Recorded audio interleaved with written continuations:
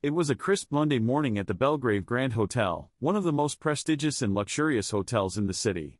Business travelers came and went in tailored suits, marble floors reflected polished shoes, and the scent of fresh orchids lingered in the air.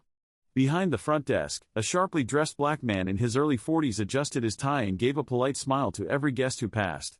His name tag simply read, David, Concierge. David had already helped 5 guests before 9 a.m., arranging a last-minute car service for a panicked executive, finding gluten-free breakfast options for a picky influencer, and personally walking an elderly couple to the elevator when they looked overwhelmed. His tone was warm, his manner calm, and his memory impeccable. Not a single employee questioned his presence. He didn't act like someone who was merely performing a shift, he moved with quiet authority. That's when she arrived. Mrs. Langston, a frequent guest known more for her wealth than her patience. She wore oversized sunglasses indoors and pulled a designer suitcase with one hand while scrolling through her phone with the other. She looked up just enough to catch David's eyes as she approached. "You," she said flatly, pointing at him. "I need someone to check me in. Where's the manager?" David offered a polite nod. "Good morning, ma'am. I'd be happy to assist. No offense, but I asked for someone who knows what they're doing," she snapped. "This is an elite hotel. I didn't pay for amateurs." David didn't flinch. "Understood. I'll get the front desk manager for you immediately." But even as he turned, her voice followed. "You'd think in a place like this they'd hire people with better training." She didn't say the quiet part out loud. She didn't need to. David said nothing. He simply walked away with composed dignity, leaving Mrs. Langston huffing and muttering under her breath. Unbeknownst to her, the other staff exchanged knowing glances. No one corrected her. Not yet. Because what she didn't realize was this: David wasn't a new concierge. He wasn't even a full-time member of the front desk team. He was the founder and CEO of the Belgrave Hotel Group, and he was doing one of his unannounced walkthroughs in disguise, just like he had done every quarter for the past 10 years.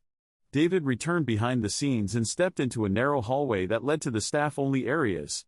He took off his name tag and placed it gently into his blazer pocket, then made a note on his phone: Langston, room 807, guest experience issue. He didn't write it with resentment or emotion, it was standard practice. As CEO, David believed the best way to lead a luxury hospitality brand was to see what the guests experienced without filters or favoritism. And, over the years, he had seen everything: warm staff, sloppy service, entitled guests, quiet kindnesses, and, yes, subtle racism like this morning. Meanwhile, Mrs. Langston stood at the front desk, arms crossed as the actual front desk manager, Linda, rushed out to greet her.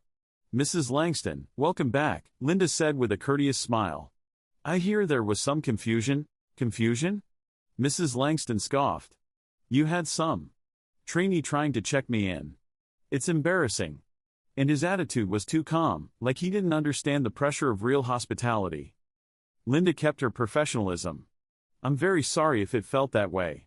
But I can assure you, everyone here is highly trained." "Well, I certainly hope your management sees that and takes action. I know your general manager, and I'm tempted to call him." From behind a mirrored column, David overheard the exchange. He didn't take notes this time. He didn't need to. Instead, he turned and headed toward the banquet level where a new hire orientation was quietly underway. Walking in, he smiled as a group of wide-eyed trainees looked up at him, some recognizing him instantly. "Mr. Wells." One of them whispered. David nodded. "Please, just David today." They laughed nervously. As he gave them a quick talk on customer-first service, his voice calm but deliberate, he reminded them, "It doesn't matter if you wear a suit or a uniform. Dignity is yours to carry, not theirs to grant." By the end of the day, word had already spread among staff that David was on site. Mrs. Langston, however, still had no idea. She continued to enjoy the spa and room service, unaware that the man she had dismissed had been reading the reviews she had left in the past, watching how staff reacted to her, and deciding just how far the Belgrave Grand would go to accommodate someone who belittled his team. And David? He simply watched, not with anger, but with clarity. Because the time for reveal was coming. The next morning began like any other, with sunlight softly streaming through the Belgrave Grand's floor-to-ceiling windows and classical music humming low in the lobby. Staff moved like clockwork, seamless, efficient, and trained to perfection. But beneath the polished surface, a subtle buzz of anticipation grew. Word had spread that the CEO, David Wells, was in the building, and not in his usual tailored suit behind glass walls, but in disguise, quietly observing. Mrs. Langston, meanwhile, strutted into the breakfast lounge in a silk robe and oversized sunglasses. She complained to the hostess that her table was too close to the kitchen and rolled her eyes when a young waiter offered to bring her fruit. "Do I look like I need carbs?" she snapped, pulling out her phone. Unseen by her, David sat just a few tables away, dressed casually, sipping tea with a small notepad by his side. His eyes flicked toward her momentarily, not with judgment, but calculation. He had reviewed her past guest history. Multiple visits. Demanding. Often rude. But always given priority because of her wealth and social reach. He had let it slide before. Not anymore. After breakfast, David toured the hotel's maintenance wing, then moved to the conference suites where a staff meeting was underway. The head of guest relations, Camilla, briefed her team about VIP arrivals, daily room issues, and a new initiative David had implemented last quarter, dignity audits. These were surprise evaluations not of customer satisfaction, but of staff treatment. David listened in silence, heartened to hear his vision being upheld. Back at the front desk, Mrs. Langston stood impatiently. Her keycard had stopped working. Again. She tapped the counter hard. "Is there anyone competent here?" David stepped forward before the receptionist could respond. "May I assist you, ma'am?" he asked kindly. Her eyes narrowed. "You again? I thought you were moved off the desk." "I'm still available where I'm needed," he replied calmly. "Well, I need a new key. And maybe someone who knows how these things work." He handed her a new card without flinching. "Here you go. Room 807. She snatched it. "You better hope I don't speak to the general manager about this whole disaster." As she turned away, the receptionist blinked, almost warning her, but stayed silent. David simply smiled. Because the stage was now fully set. The team was ready. The moment of truth was coming, and soon, Mrs. Langston would discover just how wrong she had been about the man she had dismissed. That afternoon, the Belgrave Grand was preparing for an exclusive hospitality industry event, an invite-only leadership luncheon for regional hotel executives, journalists, and investors. The staff moved quickly, aligning chairs in the crystal ballroom, arranging centerpieces, and reviewing the guest list. It was the kind of elite gathering where even the smallest mistake could tarnish the hotel's image. But for David, it wasn't pressure, it was purpose. He had built the Belgrave brand on excellence, empathy, and quiet strength. And today's event was more than a PR opportunity. It was a crossroads. Upstairs in her suite, Mrs. Langston sat on a chaise lounge, scrolling social media and eyeing the event being teased in stories from hotel accounts. She called the front desk. "This luncheon happening today, why wasn't I invited?" she asked sharply. "I'm a regular guest. A premium member." The staffer on the phone, trained to respond tactfully, offered a polite answer. "The luncheon is for hospitality industry professionals and partners, ma'am, but we'd be happy to reserve you a private table at the restaurant." "No," she cut in. "Get your manager. Now." Minutes later, she stormed down to the lobby, heels clicking furiously. She made a beeline for the front desk, and again, David was there.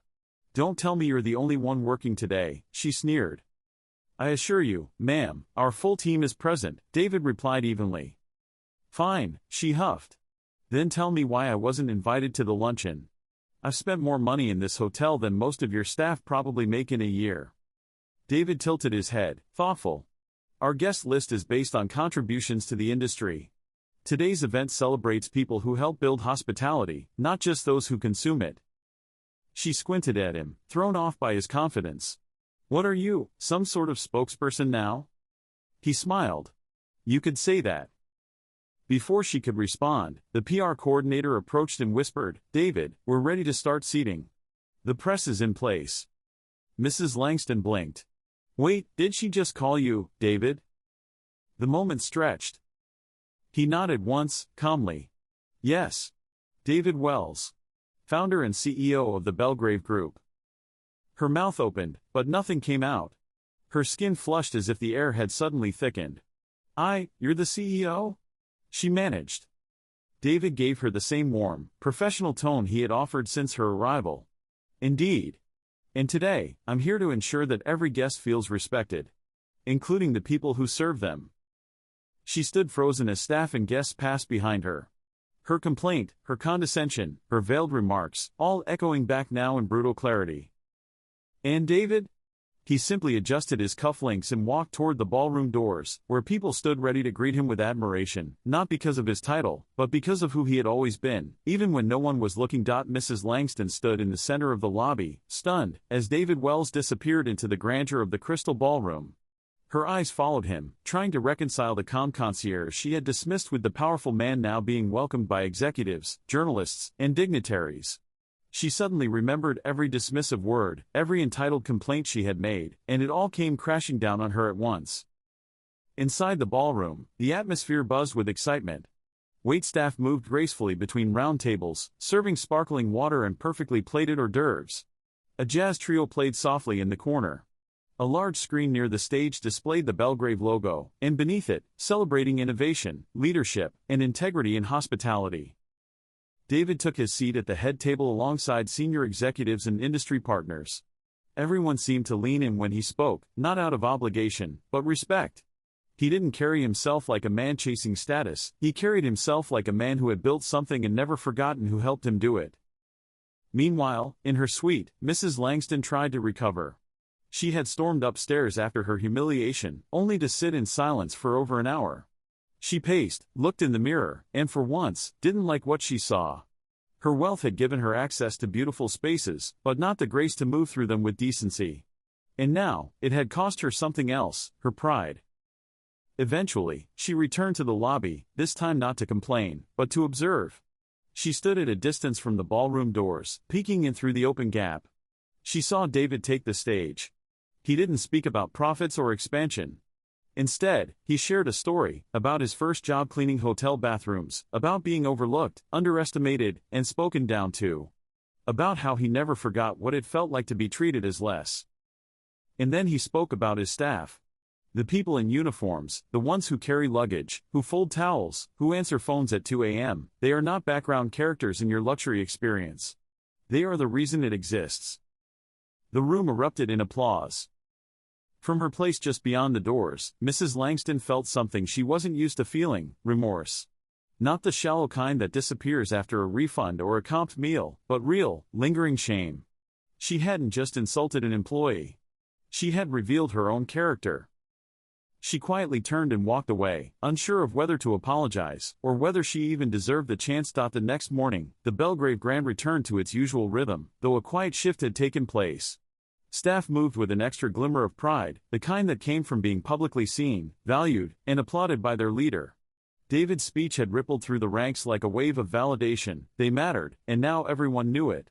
Meanwhile, Mrs. Langston sat in her suite, looking out the window at the city skyline, unsure of how to face the day. She had spent the night wrestling with herself, replaying her words, her assumptions, and her expression when she realized who David really was. For someone so accustomed to being in control, the mirror had never felt so unkind. Still dressed in muted tones, she made her way to the lobby, slower this time, with none of her usual fanfare. She approached the front desk and asked softly, "Is Mr. Wells available this morning?" The receptionist blinked, surprised, but nodded and made a quick call. A few minutes later, David appeared from the hallway, dressed in a navy jacket and no tie, holding a tablet. When he saw her, he offered a polite but unreadable expression. "Good morning, Mrs. Langston," he said calmly. She cleared her throat, suddenly aware of how rehearsed her apology had sounded in her head but how fragile it now felt in front of him. "Mr. Wells," she began, "I wanted to say, I owe you an apology. Not just for assuming you were beneath me, but for how I treated you. I let my attitude speak louder than my character, and I'm not proud of that." David regarded her quietly for a moment, then nodded. "Thank you. I appreciate you saying that." She looked down, almost surprised at the absence of anger in his voice. "You had every reason to call me out in public. I would have deserved it." "That's not my style," David replied. "My goal isn't to shame guests, even when they're wrong. It's to show them what hospitality looks like, even when it's not returned." There was silence between them for a beat. "I suppose I still have a lot to learn about that," she said quietly. "We all do," he replied, not unkindly. Then he added, "We've refunded your final night's stay, not as a punishment, but as a gesture of closure. You're welcome to continue your visit, or not. That choice is yours." She nodded, unsure what to say, and turned to leave. As she walked out of the lobby, staff who had once rushed to serve her now watched her pass with quiet dignity. Not rude, not cold, just aware. Something had changed. And Mrs. Langston felt it too. For the first time, she didn't feel like a VIP. She felt like someone trying to be better. A week later, the story of David Wells' surprise visit had spread beyond the walls of the Belgrave Grand. Industry blogs picked up the moment when the CEO, disguised as a concierge, had quietly evaluated the culture he'd built and held a mirror to his guests in the process. But inside the hotel, life carried on with the same quiet excellence that had made the Belgrave brand a standard in luxury hospitality. Staff walked a little taller. Guests, inspired by what they'd read or heard, interacted with more warmth and respect. A subtle but powerful shift had taken root, not enforced, but earned. David sat in his office overlooking the city, reviewing a report on guest feedback and internal culture. The numbers looked good, but it wasn't about numbers for him. It never had been. He leaned back in his chair, thinking about the moments that had shaped the week. He thought of Mrs. Langston, and how her apology had been real, if imperfect. He hadn't expected it, and maybe that made it more meaningful. Growth, after all, was never loud. It was found in the small, quiet acts of humility. Later that afternoon, David took the service elevator down to the loading dock, something he still did occasionally, not out of nostalgia, but to stay grounded. A young bellhop named Marcus was helping unload a delivery. "Mr. Wells," he said, surprised. "Need something?" "Just checking in," David said, smiling. "Everything running smooth?" Marcus nodded. "Yeah. But can I say something?" "Of course. I saw what happened last week. With that guest. The way you handled it, that meant a lot to people here. We don't always feel seen. But we did that day." David placed a hand on his shoulder. "You are seen. Always. Never forget that." That evening, a handwritten note arrived at the front desk, addressed simply to the staff of the Belgrave Grand. It was from Mrs. Langston. Inside, she wrote, "To those I overlooked, I see you now. I'm sorry it took me this long. Thank you for your grace." The note was placed in the break room for all staff to read. No announcement was made. No headlines. But the message landed where it mattered. And for David, that was the real reward, not the applause, not the reputation, but the quiet shift in hearts, where dignity had finally been given its proper place.